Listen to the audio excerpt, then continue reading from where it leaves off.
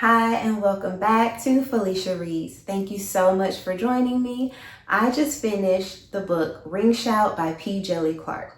This 2020 novella is the winner of the Nebula Award, which is a science fiction and fantasy writers association award. It also won a British Fantasy Award, the Locus Award, and was a finalist for the World Fantasy Award. So I knew in reading this, I was about to experience something magical. I was really excited about it.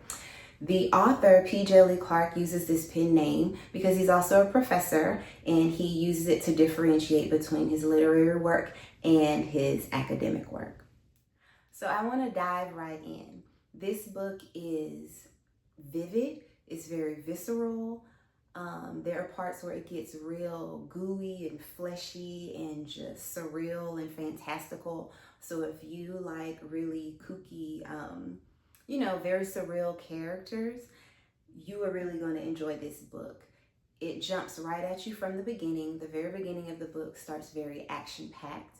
You meet the characters. We have three main characters, and they are literally in the middle of a battle as soon as you open the first pages. So once again, if you like action-packed, you will enjoy that. If you like things that are vivid and jump at you, you're really going to enjoy it, especially the beginning. And for me, it still held those elements of spook because we're dealing with the South and we're dealing with ghosts and haunts and things that are seen and unseen. So you end up meeting Maurice, who is our main character. We also have Sadie and we have Chef. As this action-packed beginning unfolds, you end up kind of hearing them banter, and so you pick up pieces of their backstories, how one of them got their nicknames, their personality, and how their dynamic works. And you see that they're fighting something in this battle. So immediately you have the introduction of the plot, you have the introduction of the characters, and you get to see some of their dynamics. You get to see immediately what our characters are fighting. Our main character, Maurice, has the gift of sight. She can see. On the outside looking in, it looks like they are battling Klansmen, but she can see that they're fighting something way more demonic. And they use that term. They are fighting monsters, and she can see that. The author relies on us as readers to completely believe and follow along with this. And I like how it's laid out very early on.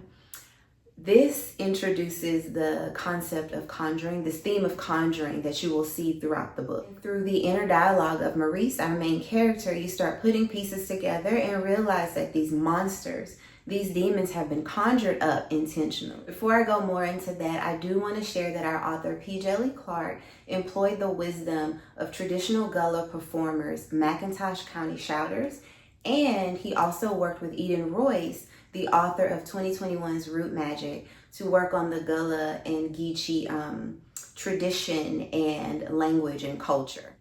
I'm sharing that because conjuring to me is a big theme in the book. Like, to me, it's something that really stuck out, whether it is the conjuring of hate, the conjuring of power, using ring shouts to kind of conjure up or summon protection and garner protection.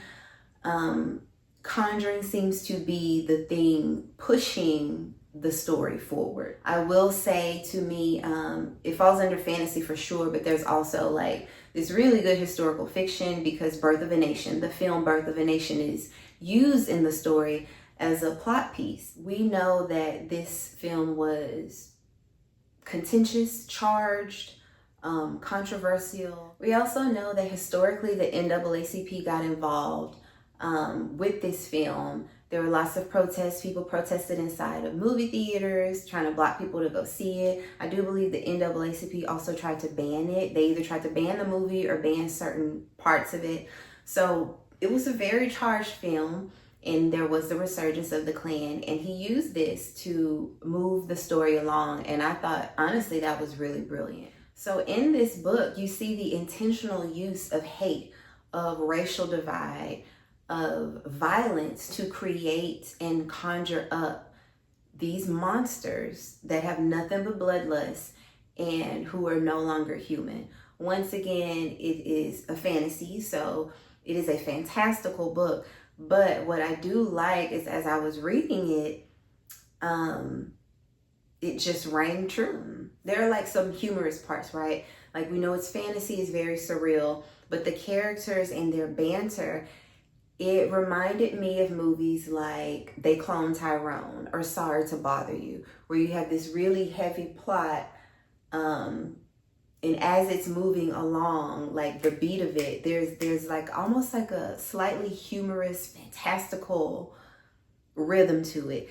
And it gave me, I know it's fantasy, but it really was giving like art house. Like there were times in the book I said that if this was a movie, it would lean towards those type of movies.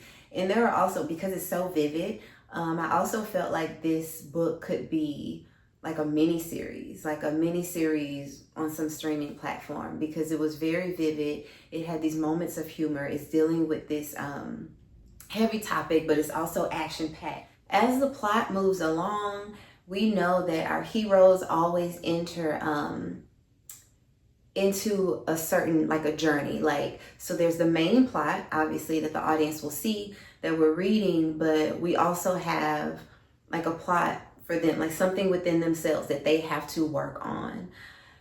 Our character has some supporting characters. There's Emma, there's also Molly, like I told you about Sadie and Chef, but there's also Emma and Molly. And she also has Nana Jean. She is our Gullah Geechee woman of wisdom that she always goes to.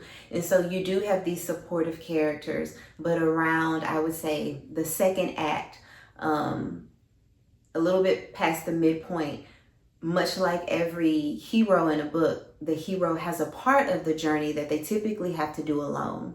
This part of the book, to me, twisted me all around. So once Maurice kind of figures out, okay, this is something I have to do, because like I said, Maurice has this gift of sight. She has these visions. When she's fighting, she's seeing these visions, these people, different African-American people, and then she always sees this little girl. I don't want to give too much on that, especially if you want to read it, because I think it's an important part, but she's always seeing things. So she goes to Nana Jean to get answers, and just like in any fantasy, it's a riddle, and she has to end up going on this journey to be the hero, but to also find answers within herself. Like I said, this part gets very twisted for me because we are introduced to some new players on the board. It literally said that in the book. It is very surreal, and it gets wonky and it gets kooky, and I love it, but I was not prepared. It makes for great reading because I would not say that Maurice was a reluctant hero.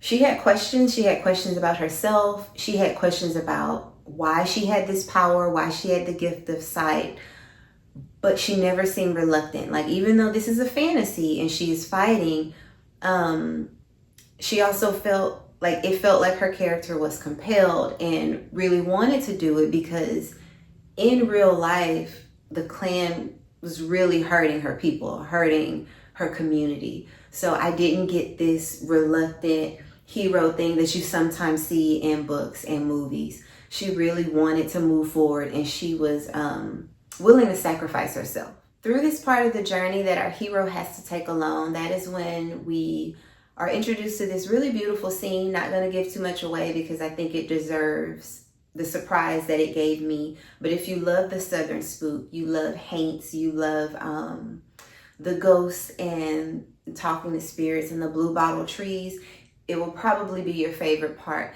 Like I said, it was a twist and I was not prepared. We had some new players on the board, but it was a really fun part. It was really fun because she had to take this journey to find the answers to get to our climax, to get to our main part. In this section, our author uses the visions of our main character, Maurice, to explain the haints, to explain who they are, what they do, and why they do what they do. She has to figure out within herself why she has this power, what she needs to do, what is she called to do. And that was, I do believe that unfolded very, very well. I was just not prepared for the scene in which it happened. So while there were things in this book that didn't necessarily creep me out or spook me out, there were things that definitely surprised me. There was still the element of the haints and the spirits and ghosts and visions and things like that. You know, the gift of sight and things like that. But I wouldn't say I was scared, but I was immersed, and I was definitely entertained, and I was surprised because of all the different characters, all the different players, and how vivid it really was. This book, kudos to the author, this book really hops off the page. And I keep going back to certain movies. As I was reading it, I kept referencing certain movies because it was giving me that beat. Even though it was action-packed and it was serious, there was this really humorous beat, and it reminded me of the movies like Sorry to Bother You or They Clone Tyrone, when you're dealing with a really serious issue, a serious plot, but it's your characters still have this fun, witty banter. It's a very colorful book, and I could totally see it on a big screen or a mini series streaming somewhere. The author also shared that in writing this book, he was listening to Lupe Fiasco's Drogas. It's a 2018 album. And one of the first songs to pop up was Don't Mess Up the Children. I believe it's an interlude. Don't Mess Up the Children. And there's another one called Wave. And I could see it. Like when I listened, I didn't listen to the whole album, but I'm going to share it up here. Go listen to those two songs if you've read the book, and you can kind of see what P. Djèlí Clark might have been envisioning. Thank you so much for watching. My book for the book club that we're reading is Frankenstein. I also wanted to share that in San Antonio, I went to 2 bookstores. I went to Morbid Curiosities, which used to be Ghoulish Books, and I also went to Nowhere Bookshop. And I found Johnny Compton's The Spite House in Nowhere Bookshop. He lives in San Antonio, and I was like, okay, let me give this a shot. And when I went to Morbid Curiosities, there were signed copies of Midnight Somewhere. And so I picked one of these up. So I am going to give these 2 books a read. I was just really excited, so I wanted to show y'all because now I have some Johnny Compton books. And I got to finish my Frankenstein. Also in Nowhere Bookshop, I got Eric LaRocca. I know he has his book Wretch, and that's been on my to be read list. However, when I was looking it up, it said that to introduce yourself to his writing, this would be the book to read first. It's called Things Have Gotten Worse Since We Last Spoke. So I'm excited to get into this as well. Hopefully you guys have enjoyed this video. Thank you so much for watching.